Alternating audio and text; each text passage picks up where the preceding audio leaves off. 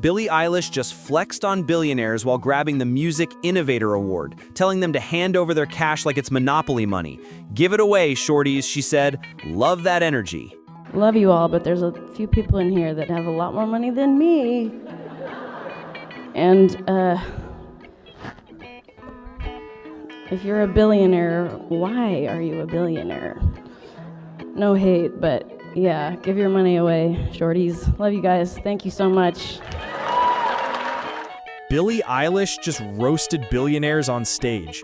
Because nothing says music innovator like lecturing people with more money than God. Telling them to give it away, shorties. Love the subtle intimidation. I can just see Jeff Bezos sweating through his diamond cufflinks. Honestly, she should drop an album called Billionaire Shaming Deluxe Edition. Start small. Maybe ask them to donate to charity instead of the entire space program. Gavin Newsom just crowned Joe Biden one of the most successful presidents in the last century? That's a hot take from California. And we'll continue to build on the legacy, I would argue, of our former president, who I think was one of the most successful presidents in the last century, and that is Joe Biden. And I will defend that till my grave in terms of the CHIPS and Science Act, the infrastructure bill, the work he did on the IRA, the fact that he had a worker-centered industrial policy, and the fact that those are the right policies for this country. They're all getting undone, right? I mean, everything. A lot of them, but not, well, many aspects are being celebrated by the Trump administration as his. Yeah, if by success you mean turning gas prices into a luxury item and making inflation feel like a roller coaster nobody bought a ticket for. The border? Just a casual suggestion of where people could enter. Student debt relief? Sure. Eventually, like a surprise sequel nobody asked for. Supply chains and energy crises threw their own little ragers. Maybe ask what successful really meant while all that chaos was happening. Here's privileged brat Greta Thunberg on her fully funded Free Palestine adventure to Gaza, because nothing screams activism like someone else footing the bill. I'm not scared of Israel. I'm scared of a world that has seemingly lost all sense of humanity. And what we are doing here is trying to show that there is still some humanity left, that there are still people willing to step up when all other means fail. But this is a last resort. This mission should not have to exist. Palestine! Free, free Palestine! The closer we get to Gaza, the higher is the risk of escalation and more attacks. The last weeks we have seen numerous escalated attacks against our mission that has damaged several boats, where drones have been dropping explosions, chemicals and unidentified objects on and around boats in a desperate attempt to intimidate us and to silence and scare those who are standing in solidarity with Palestine and to further dehumanize Palestinians. Well, too bad she didn't reach Gaza, because we all know how much Gazans love random foreign visitors. The IDF had to step in to protect her from, the chaos she thought she was braving. Fully funded adventure, zero danger, maximum Instagram content. Heroic activism unlocked. Maybe next time just send a postcard instead. Now, here is Omar Fateh. Just waved a foreign flag, spoke a foreign language, pledged loyalty to Somalia, and told Somalians to elect him.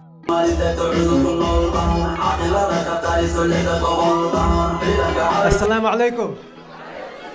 Assalamu alaikum. Somalia. Somalia. Hiran State. Mawisle.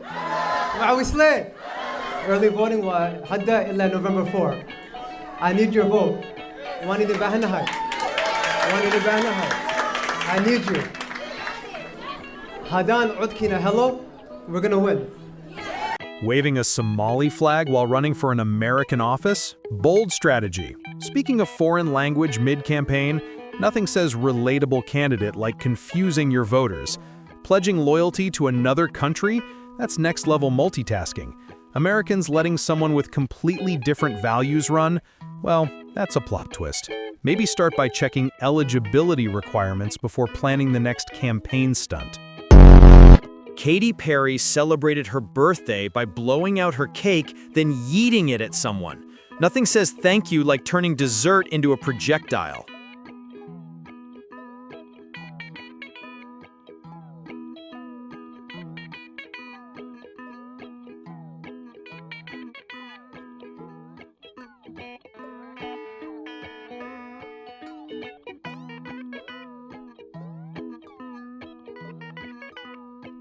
Katy Perry blew out her cake and then launched it like a fastball because who doesn't love wasting dessert for laughs? Nothing screams gratitude like frosting someone in the face.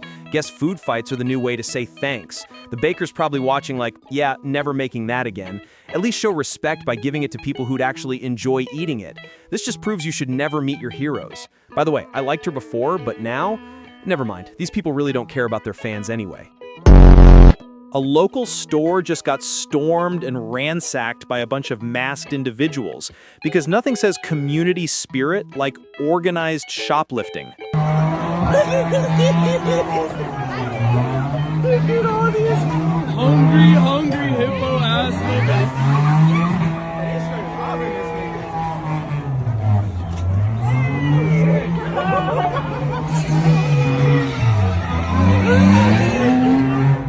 Look at these fat ass niggas, bro. Y'all wanna get to snapping in your mouth? These hungry hippo ass niggas, bro. Ah, yes, the modern-day Robin Hoods, stealing from stores to give to, well, themselves. Masks on, morals off. It's not theft, it's Community Discount Day. The security cameras are probably clapping in 4K. I love America, land of the free. Free, proud looters. Maybe they should add theft as a college degree. This question again. What's stopping you from dating this beautiful trans woman?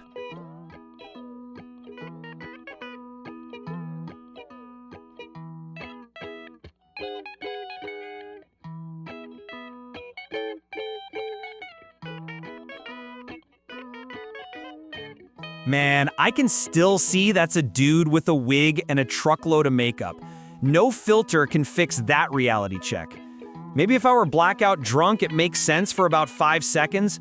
Just don't try to wake me up, please. Maybe stop forcing people to pretend attraction works like a participation trophy. She wants to know one thing President Trump did to improve the lives of average Americans. Brace yourself, this one's about to start a family argument.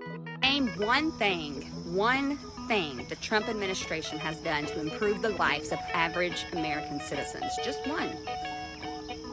Can you? Can you name it? I guarantee you can't. Oh, just a few things, like record low unemployment before the pandemic, a booming stock market, and tax cuts that made paychecks a little less depressing. Energy independence had gas prices so low, people were road tripping just for fun. Border control actually meant something, and inflation wasn't playing jump rope with your wallet. But sure, tell me again how that ruined your life. Maybe start checking the stats before forming opinions off whatever X is supposed to be now. Hillary Clinton says we need to stop demonizing and finger-pointing. Bold words from someone with a PhD in both. That raises a larger question. I mean, we have, and I include myself, we have got to stop demonizing each other. Exactly. Yeah. Now, I think most of that right now in our country's history is coming, from the right, coming from people who want to dominate. They want their point of view. Writing out slavery from history, that doesn't make it go away. We have got to stop with the finger pointing and the scapegoating. We can have legitimate disagreements, right? I mean, how do you provide quality, affordable health care to everybody? Let's figure that out. How do you deal with what's going to be job loss from AI? Let's get working on that.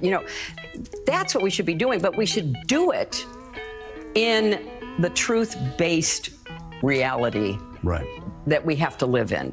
Facts and evidence have to matter again. And then we can start having good debates. When I was in the Senate for... Oh, Hillary says we need to stop demonizing and scapegoating. How inspiring.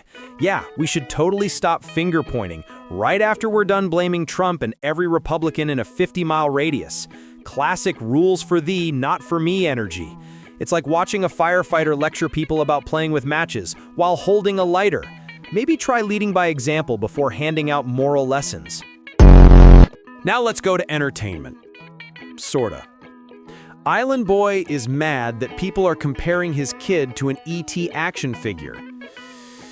Guess the internet just phoned home.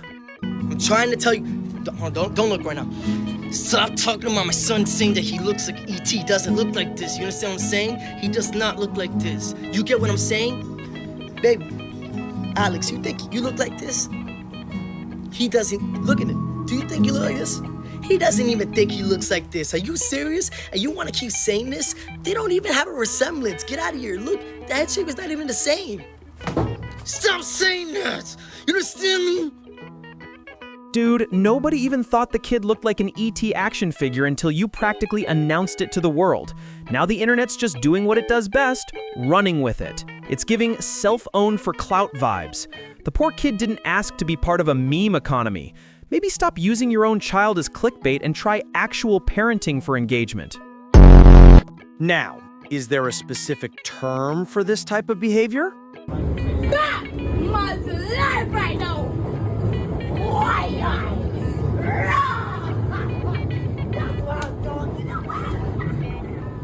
Ah, yes. That's called attention-seeking behavior, the ancient art of turning a quiet train into your personal concert hall. It's when someone mistakes public transport for open mic night and thinks jump-scaring strangers is peak comedy. Psychologists call it disruptive behavior. The law calls it disturbing the peace. Keep it up, and she might just get her next big break in a holding cell. Let's go to lighter news, literally. Is it okay to eat a banana like this? Because I'm pretty sure the banana didn't consent.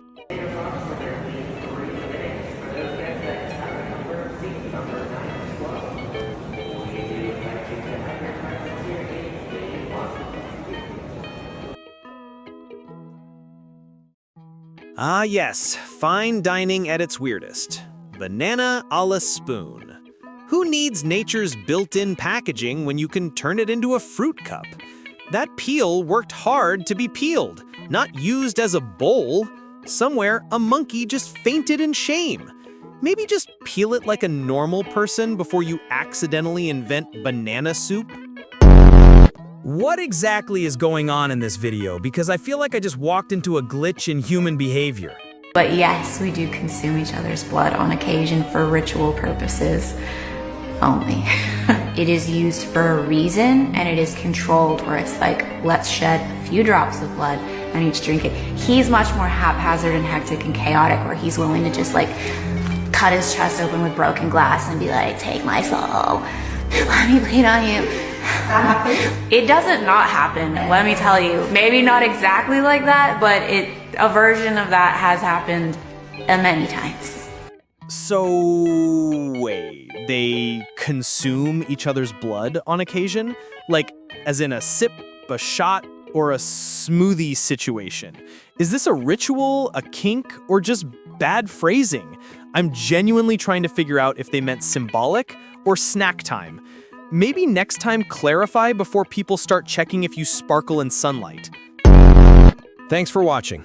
If you enjoyed this dose of chaos, hit that like button. It tells YouTube I'm still doing something right. Don't forget to subscribe and ring that notification bell so you don't miss the next round of internet insanity. See you in the next one.